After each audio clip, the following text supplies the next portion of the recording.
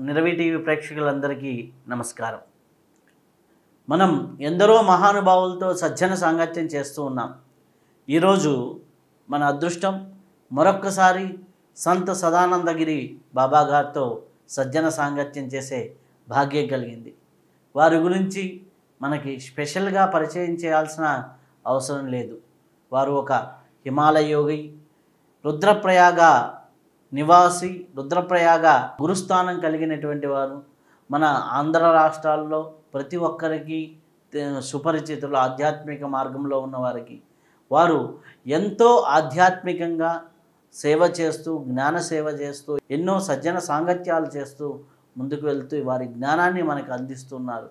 వారితో మరొక్కసారి ఈ యొక్క సజ్జన సాంగత్యం, సంత సాంగత్యం చేసే భాగ్యం మనకి కలిగింది. నమస్కారం గురు. జై గురుదేవ్.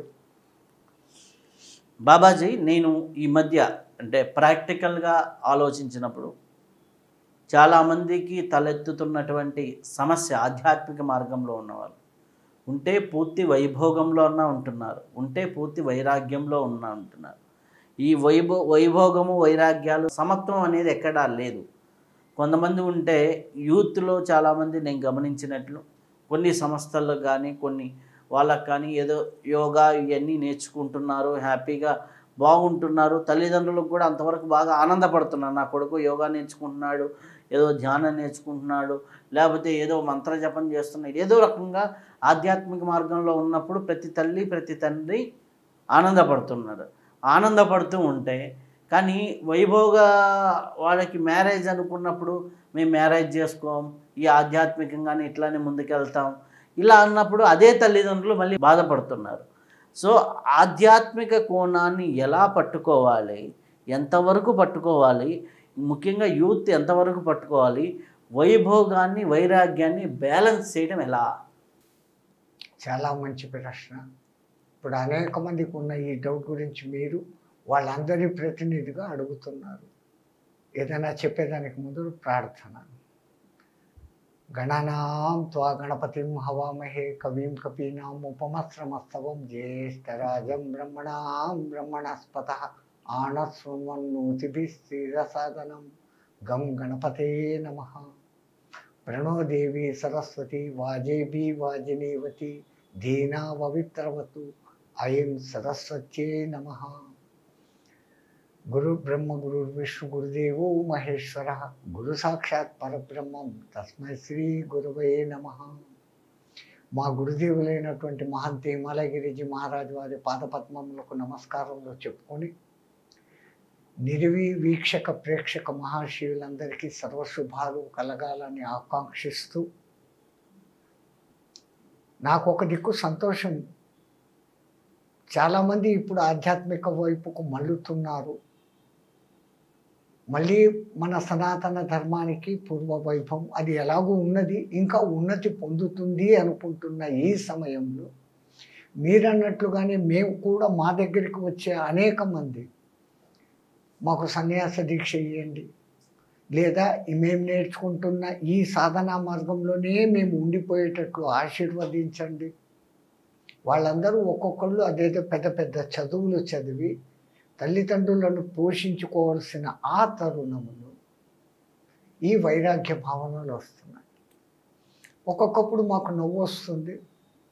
మీకు తెలిసే ఉంటుంది, 3 రకాల వైరాగ్యాలు మానవుడికి వస్తుంటాయి. శ్మశాన వైరాగ్యము, ప్రసూతి వైరాగ్యము, ఇంకో రకమైన వైరాగ్యం. అందుకని నేను అనుకుంటుంటాను ధైర్యంగా, వీళ్ళ ఈ వైరాగ్యాలు తాత్కాలికమే, మళ్ళా లోకంలో పడిపోతారు లేదు. కానీ కొంతమంది వాళ్ళు కూడా ఉన్నారు, వాళ్లకు తెలియని విషయం ఏంటంటే వైరాగ్యము అన్న పదాన్ని వీళ్ళు తీసుకుంటున్న అర్థం తప్పుడు అర్థం. భగవద్గీతలో శ్రీకృష్ణుడు కూడా ఏది సాధించాలన్నా కానీ అభ్యాస వైరాగ్య రూపేణ అని అన్నాడు. అక్కడ ఆయన చెప్పిన దానికి అర్థము, నీవు మిగతా విషయాల మీద విరాగత్వాన్ని పెట్టుకుంటూ ఒక్కదాని మీద విషయం కాన్సన్ట్రేషన్ పెట్టినప్పుడు నీ అభ్యాసం అభివృద్ధి చెంది నువ్వు అనుకున్న లక్ష్యానికి చేరుతావు అని ఆ మహానుభావుడు భారణ. వీళ్ళు వైరాగ్యము అన్న వెంటనే సంఘాన్ని వదిలేయాలి, నేను ఎక్కడో పోయి సన్యాసి బట్టలు వేసుకొని కూర్చొని ఏకాంతంగా చేయాలి అనుకుంటున్న మిస్అండర్స్టాండ్ చేసుకుంటున్నారు. మేమందరికీ చెప్పేది మన పూర్వీకులు మన పెద్దలు చెప్పింది అది. ఆ పరమాత్ముడు ఈ జన్మ ఇచ్చాడు అంటే ఇక్కడ రుణానుబంధాలు ఉన్నాయి. తల్లిదండ్రులతో తీసుకోవాల్సిన రుణాలు, గురు రుణాలు, దేవతా రుణాలు, ఋషి రుణాలు. ఈ రుణాలను తీర్చుకొని నువ్వు ఇక్కడ ఒక జీవితాన్ని పాటించి నీ జీవిత గమ్యాన్ని చేరుకో అని పరమాత్ముడు పంపించినప్పుడు, ఆయనే నియమించినప్పుడు, ఆయన నియమాన్ని ఉల్లంఘన చేస్తూ నాకు తల్లిదండ్రులు వద్దు, నేను పెళ్లి చేసుకోను, నేనేమో అయిపోతాను, సాధిస్తాను, వీళ్ళను బాధ పెడుతూ మీరు సాధించేది ఏమీ ఉండదు. మీ పోయే ఆధ్యాత్మిక మార్గానికి ఇది ఒక పెద్ద స్పీడ్ బ్రేకర్లుగా మారుతుంది. ఒక్క స్పీడ్ బ్రేకర్ కాదు, 10 అడుగులకు ఒక స్పీడ్ బ్రేకర్గా మారుతుంది. తద్వారా మీరు ఆధ్యాత్మికంలో పైకి ఉన్నతికి పోవడం అనే ప్రసక్తి ఉండదు. కఠినంగా ఉన్నా ఈ మాట చెప్పాల్సి వస్తూ ఉంది. ఎవడో చనిపోయినప్పుడు మనం వాడిని వెంబడతా పోతాం దహన సంస్కారాలు చేసేదానికి. అప్పుడు పోతుంది ఒక చిన్న వైరాగ్యం. ఏమిరా ఈ జీవితం, వాడు అంత చేశాడు, ఇప్పుడు చూడు ఏమీ పట్టుకోకుండా పోతా అన్నాడు, మనం కూడా ఇంతే, మనం ఇంకా ఇవన్నీ వదిలేయాలా అని అనుకుంటాడు. అక్కడ పోయి దహనమో హననమో రెండో జరిగిపోయిన తర్వాత బయటకు వస్తూ మళ్ళీ లౌకికంలో పడిపోతారు. తాత్కాలిక వైరాగ్యం. ప్రసూతి వైరాగ్యం, ఓ తల్లి బిడ్డను కనేటప్పుడు ఆ బాధను భరించలేక, ఓ దిక్కుమాలిన సంసారము, ఈ పెళ్లి పిల్లలు, ఈ భర్తతో అనుబంధాలు ఉంటే ఈ బాధలు కదా, ఇంకా నేను దీని నుంచి విడుదల పొందిపోతాను అంటుంది. ఆ బిడ్డను చూడంగానే ఆహా నా బిడ్డ ఎంత బాగుండాడు, మా ఆయన ఎక్కడా చూపించాలా అంటుంది. ఆ క్షణిక మాత్ర వైరాగ్యం అయిపోయింది. మూడోది ఇప్పుడు ఈ జరుగుతున్న సత్సంగ వైరాగ్యం. స్వామి ఎంత బాగా చెప్పాడు, ఇవన్నీ శాశ్వతం కాదు, నేను కూడా ఇవన్నీ వదిలేస్తాను అంటాడు. ఆ ఉపన్యాసం వినేంత వరకు, విని బయటికి వచ్చినాక మళ్ళీ వాడి లోకంలో పడిపోతాడు. ఇంతవరకు ఉంటే బాగుంటుంది. నేను ఇంతకుముందే చెప్పినట్లే కొంతమంది తెలియక వైరాగ్యం అర్థం తెలియకుండా తీసుకుంటున్నారు. వైరాగ్యం అర్థం ఇది, మీరు ఒక సాధనలో ఉన్నప్పుడు, ఒక పని చేస్తున్నప్పుడు, మిగతా అన్ని విషయాల నుంచి దూరమై ఈ విషయం మీదనే దృష్టి పెట్టినప్పుడు మీకు ఆ పని సక్రమంగా జరుగుతుంది. మిగతా వాళ్ళకన్నా చాలా ఉన్నతిగా చేయగలుగుతారు. ఎప్పుడైతే మీరు మిగతా విషయాలను వదిలినారు అంటే దాని అర్థం అక్కడ ఆ వైరాగ్యాన్ని అప్లికేషన్లో పెట్టి ఇవన్నీ కాదు నా బుద్ధిని అక్కడ పెట్టాలా అనుకున్నప్పుడు మీరు సక్సెస్ అవుతారు. అది నిజమైన వైరాగ్యానికి అర్థం. సన్యాసి వైరాగ్యం వేరే, సర్వసంగ పరిత్యాగం చేయాలి, చెప్పినంత సులభం కాదు. దాన్ని ఆచరించిన వాడు ఉన్నత స్థితికి పోతాడు. సన్యాసి సదా వైరాగ్య స్థితిలో ఉంటాడు. సంసారాలకు వైరాగ్యం ఎంత వరకు లిమిట్ అంటే ఏ పనిలో ఎక్కడెక్కడ ఉన్నామో అక్కడక్కడ దాని మీద దృష్టి పెడుతూ మిగతా వాటిని అన్నిటినీ వదిలిపెట్టినప్పుడే సక్సెస్ పొందుతాడు. 1-2 సార్లు రిపీటెడ్గా ఇదే మాట చెప్పినా అదే అర్థం వస్తుంది. అయితే ఇప్పుడు చాలామంది చేస్తున్నది బాబా ఏంటి అంటే, సాధనలో వెళ్తారు, ఫస్ట్లో చాలా అద్భుతంగా ఉంది, చాలా బాగుంది అంటారు. ఒక నిర్లిప్తత స్టేజ్ అనేది ఒకటి వస్తుంది, స్థితి. అంటే అట సాధన చేయబుద్ధి పుట్టదు, పని చేయబుద్ధి పుట్టదు, ఏమీ చేయబుద్ధి పుట్టదు, ఒక లేజినెస్గా ఉంటారు. అదేదో చాలా గొప్ప స్థితి అనేసి దాంట్లో ఉండిపోతున్నారు. దీన్ని ఎలా మనము సాధనా మార్గంలో వెళ్ళే వాళ్ళు ఆ స్థితిలో ఏమైపోతున్నారు, చాలామంది ఏదో ఒక ఆశ్రమంలో భోజనం పెడుతున్నారులే అని ఉండిపోవడం, లేకపోతే ఎక్కడో ఒక సెంటర్లో అన్నం పెడుతున్నారులే అని ఉండిపోవడం, నాకు గోల్స్ లేవు, నాకు ఎయిమ్స్ లేవు. వాళ్ళు చదివిందేమో పీజీలు డిగ్రీలు, ఓకే, ఇటు సాధన పూర్తిగా చేయలేరు, ఇటు లేకుండా మధ్యలో చాలామంది, ఇప్పుడు మనం అరుణాచలం వెళ్ళినప్పుడు కానీ కాశీ వెళ్ళినప్పుడు కానీ ఇటువంటి వాళ్ళు కనిపిస్తూ ఉంటారు. వాళ్ళు చదివిందేమో ఏ పిట్స్ పిలానీలో చదివి ఉంటాడు, సన్యాసాశ్రమంలో అన్నం వడ్డించుకుంటూ కూర్చుంటారు. ఇటువంటి ఒక నిర్లిప్తత స్టేట్ని దాన్ని ఎలా అర్థం చేసుకోవాలి? వాళ్ళు కరెక్ట్గా ఒక 1 year 2 years బాగా రోజుకి 6-7 గంటల సాధన చేసిన వాళ్ళే ఒక 2 years తర్వాత స్ట్రక్ అయిపోతారు, అట్లా ఉండిపోతారు. వాళ్ళని మనం ఏ విధంగా చూసుకోవాలి? ఈ నిర్లిప్తత పుట్టేదానికి కారణం ఇతరులతో కంపేర్ చేసుకోవడం.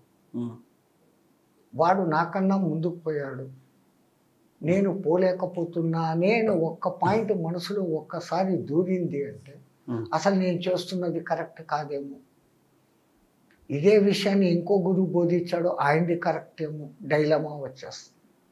ఈ డైలమా వచ్చినప్పుడు వీడికి సాధన బ్రేక్ పడిపోతుంది. ఉమ్, నిన్న ఎక్కడో సత్సంగంలో మీరు అన్నారు, నీళ్లు కావాలని బోరింగ్ దగ్గరికి పోయాడు, ఒక 15 సార్లు కొట్టాడు, రాదు. అబ్బా 15 సార్లు కొట్టినా రాలేదు అంటే ఇంక అంతే, ఇంకా ప్రయత్నం చేసి ఇంకో 5-6 సార్లు కొడితే నీళ్ళు వచ్చేస్తాయి. ఇంకా తర్వాత 15 దెబ్బలు కొట్టాల్సిన పని లేదు, మీరు చెప్పిందే. ఒక్కొక్కటి కొడుతూ ఉంటే నీళ్లు వస్తూనే ఉంటాయి కదా. సాధకులు గమనించుకోవాల్సింది ఈ రహస్యం.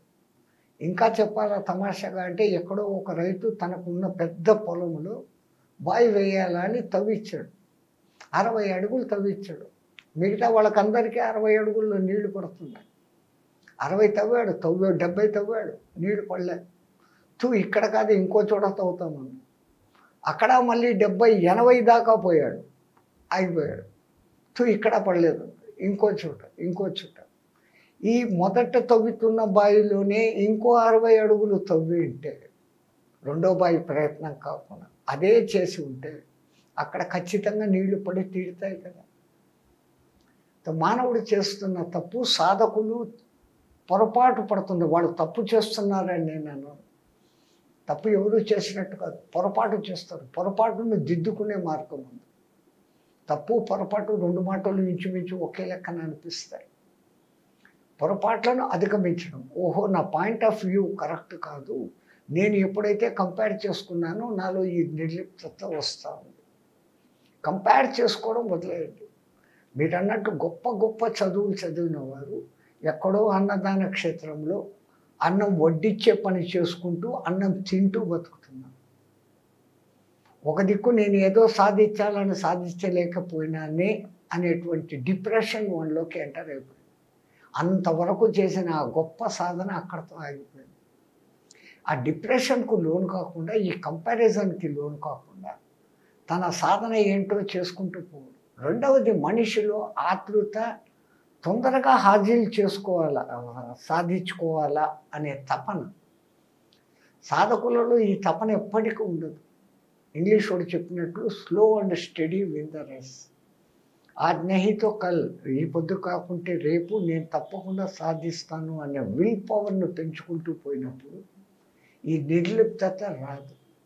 అయితే అందుకే నా పూర్వకాలంలో మన వాళ్ళు నిత్య అనుష్ఠాన ప్రక్రియని, భౌతిక జీవిత పనుల్ని, ధర్మాలని అనుష్ఠానాన్ని కలపకుండా ధర్మానికి ధర్మంలాగా వెళ్తూ ప్రాతకాలం అనుష్ఠానంగా చేసుకుంటూ ఇలా జీవన విధానం వెళ్ళేసరికి వాళ్ళకు ఒక 45-50 వచ్చేసరికి వాళ్ళు ఈ అనుష్ఠాన పరిపక్వత, ఈ యొక్క ధర్మానికి సంబంధించి వాళ్ళు నిర్వర్తించాల్సిన కుటుంబ ధర్మాల్లో ఒక పరిపక్వత, అక్కడి నుంచి ఒక ఉన్నతమైన జీవితం అనేది చాలామంది జీవితాల్లో చూసారు. ఎక్సలెంట్ భావన మీరు చెప్తున్నది 100% మన పూర్వీకులు కూడా ఏం చెప్పినారు, బ్రహ్మచర్యం ముందు పాటించు, అప్పుడు నేర్చుకోవాల్సిన విద్యలు గురువు ద్వారా ఏం నేర్చుకుంటావో నేర్చుకో, ఆ తర్వాత నీకు అని పరమాత్మ నీ కర్మల రూపంగా ఇచ్చిన ఈ మానవ జన్మ సత్యార్థం చేసుకునేటి కుటుంబ జీవనంలోకి ప్రవేశించు. మీరు అన్నట్లు కుటుంబ జీవనంలో ఎవరి ఇంట్లో ఎవరి ఆచారాల ప్రకారం ప్రొద్దున్నే చేయాల్సిన పనులు పెద్దవాళ్ళు చెప్తూనే ఉంటారు. వాటిని సక్రమంగా నిర్వర్తించుకొని మిగతా నీ లౌకికంలో పడిపో. వాటికి చేయాల్సిన న్యాయం వాటికి చేస్తూ మీరు అన్నట్లుగా నిత్య నైమిత్య కర్మలు ఏమున్నాయో అవి అక్కడ అవి చేసేసి పక్కకు వచ్చి తన జీవితము, తన వర్క్, తన పిల్లలు ఇంకా సంపాదించాలి, ఇవన్నీ ఉంటాయి, చేసుకోండి. ఎప్పుడైతే మీరు అన్నట్లుగానే, ఇప్పుడు ఇది మీ ప్రశ్నగా దీంట్లోనే సమాధానం ఉంది. మీరు అన్నట్లుగానే ఒక కుటుంబ జీవనంలో ఒక పరిమిత స్థాయికి వచ్చి తన పిల్లలను మంచి చదువులు చదివించి వాళ్ళకు పెళ్లి చేసినాక ఇంతవరకు చేసుకుంటున్న ఆ కొంచెం సాధన చాలా బలీయమైపోయి ఆ సాధన పెరగన మొదలు పెడుతుంది. దాన్నే వానప్రస్థం అని మన పూర్వీకులు చెప్పారు. అప్పుడు మన బిడ్డలు మన దగ్గర ఉండరు, ఒకడు అమెరికాలో చదువుకుంటుంటాడు, పిల్లను పెళ్లి చేసి పంపించేస్తాం, మనమే మిగులుతాం, భార్య భర్తే మిగులుతారు. అప్పుడు ఇంకా వాళ్ళకు నేరుగా ఎంతసేపు ఇంకా అమెరికా పోయినోడు ఇంకా పైకి పోలేదే, వాడు డబ్బులు పంపలేదే, ఈ చింతల్లో ఉంటే గొడవే. అవి వదిలేసి కేవలం సాధన దిక్కుకు మెల్లమెల్లగా స్టెప్పులు పెంచుకుంటూ పోతే పరిపక్వత వచ్చినప్పుడు క్రమ సన్యాస దీక్ష వాళ్ళకి ఆటోమేటిక్గా వచ్చేస్తుంది. దాంట్లో ఏ గొడవ లేదు. ఈ సిద్ధాంతాన్ని ఈ కాలపు యువతులు సాధకులు ఎవరైతే ఉన్నారో అంతంత గొప్ప చదువులు చదివి ఈ చిన్న విషయాన్ని పట్టుకోలేకపోతున్నారు. వాళ్ళు చదివిన కథలు పుస్తకాలు అట్లాంటివి అన్నీ వదిలేసి ఆడిపోయాడు, తపస్సు చేశాడు, అంత గొప్పోడైపోయాడు. లేదా ఈయన ఇప్పుడు కనపడుతున్న గురువులను కంపేర్ చేసుకుంటారు. ఈ గురువులలో 90% మందికి సంసారాలు ఉన్నాయి. మీ ఎదురుగా కనపడుతున్నారు, వాళ్ళు మాట్లాడుతున్నారు, వాళ్ళ ఉద్యోగ ధర్మాలు వగైరా వాళ్ళు చేసుకుంటున్నారు.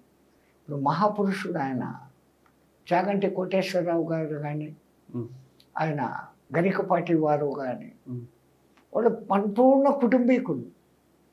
ఆ కుటుంబం అక్కడ నిర్వర్తించుకుంటున్నారు. ఇక్కడ చెప్పే 2 గంటలు వైరాగ్యం గురించి చెప్తున్నారు, ఆధ్యాత్మికత గురించి చెప్తున్నారు, సాధనాల గురించి చెప్తున్నారు. వాళ్ళు కొంచెం ఆచరిస్తూనే ఉన్నారు, అన్నీ చేస్తున్నారు. వీళ్ళని ఆదర్శంగా తీసుకుంటే వీళ్ళు వెనకల సంసారం ఉన్నది మర్చిపోతే వీళ్ళు పెద్ద సాధకులు, వీళ్ళలాగా నేను అయిపోవాలి. సో మళ్ళీ కంపారిజన్ వచ్చింది. No comparison. అయితే మనకి చతురాశ్రమ వ్యవస్థ అనేది మనకు ఉంది. ఇది బ్రహ్మచర్యము, గృహస్థాశ్రమము, వానప్రస్థము, సన్యాసం. ఇది మధ్యలో ఎక్కడి నుంచి ఈ యంగేజ్లో సన్యాసము అనే కాన్సెప్ట్స్ ఎక్కడి నుంచి మన సనాతన ధర్మంలోకి ప్రవేశించాయి? క్రమ సన్యాసము, సజ్జోజాత సన్యాసం అనేది కూడా మన దాంట్లో ఉంది. వ్యాసుల వారు పుట్టడమే నేరుగా పైకి వచ్చారు.